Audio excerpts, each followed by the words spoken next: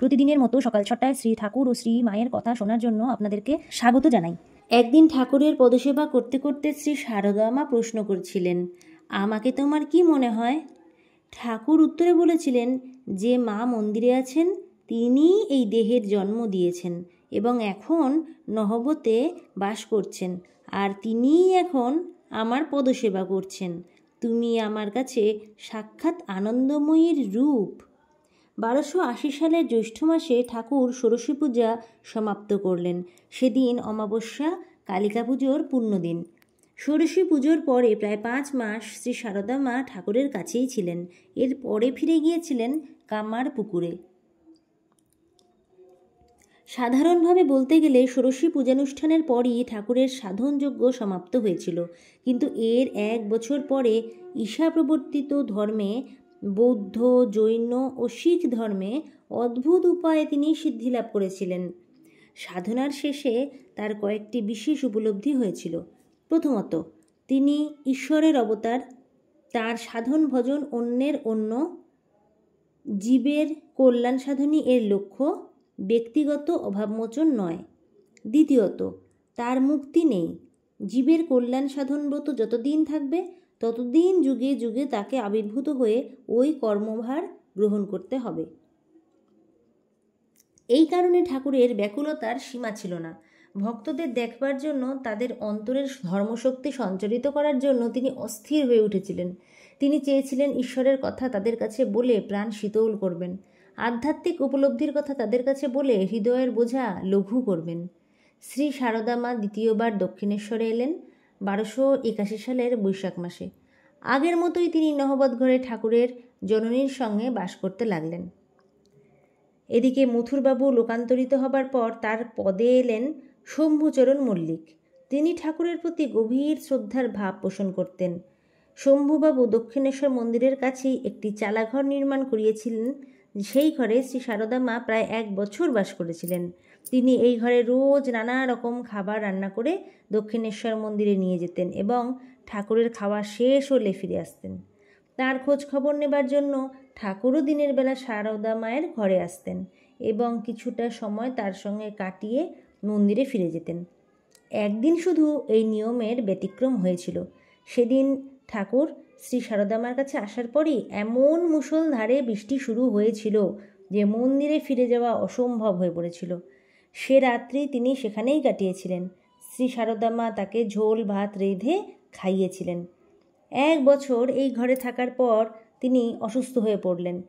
একটু ভালো হয়ে তিনি চলে গেলেন জয়রামবাটিতে, অর্থাৎ এখানে ঠাকুরের কথাই বলা হচ্ছে। তার পিতা তখন পরলোকগত। এদিকে ঠাকুরের জননী চন্দ্রাদেবী 85 বছর বয়সে 1282 সালে দেহত্যাগ করলেন। ঠাকুরের জীবনে মাতৃবিয়োগের 1 বছর আগেকার একটি বিশেষ ঘটনা এখানে উল্লেখযোগ্য। 1281 সালে চৈত্র মাসে তার খুব ইচ্ছে হয়েছিল ব্রাহ্ম সমাজের নেতা কেশবচন্দ্র সেনের সঙ্গে সাক্ষাৎ করবেন। কেশবচন্দ্র বেলঘরিয়ার বাগানবাড়িতে সাধন ভজনে আছেন জানতে পেরে তিনি হৃদয়কে সঙ্গে নিয়ে তার কাছে গিয়েছিলেন। তখন কেশবচন্দ্রকে ঘিরে তার অনুচরবর্গও উপস্থিত ছিলেন। ঠাকুর তাদের কাছে গিয়ে বললেন, তোমরা নাকি ঈশ্বরকে দর্শন করে থাকো, সে দর্শন কেমন তা জানতে বড় ইচ্ছে, তাই এলাম।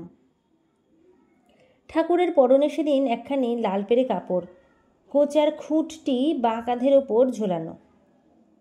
ঠাকুরকে দেখার জন্য ওরা সকলেই খুব উদ্গ্রীব ছিলেন। এইবার দেখে বুঝতে পারলেন ইনি সামান্য ব্যক্তিমাত্র।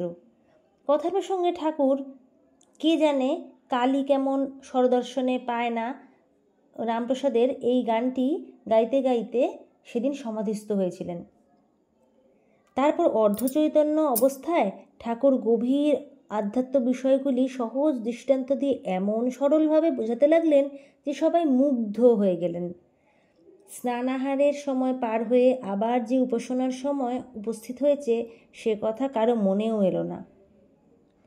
ওদের ওই রকম ভাব দেখে ঠাকুর বলেছিলেন, গরুর পালে অন্য পশু এলে তারা তাকে গুঁতোতে যায়, কিন্তু অন্য গরু যদি আসে তবে তারা গা চাটাচাটি করে। আমাদের অবস্থাটাও আজ সেই রকম। পরে ঠাকুর কেশবকে বললেন, তোমার আজ লেজ খসেছে।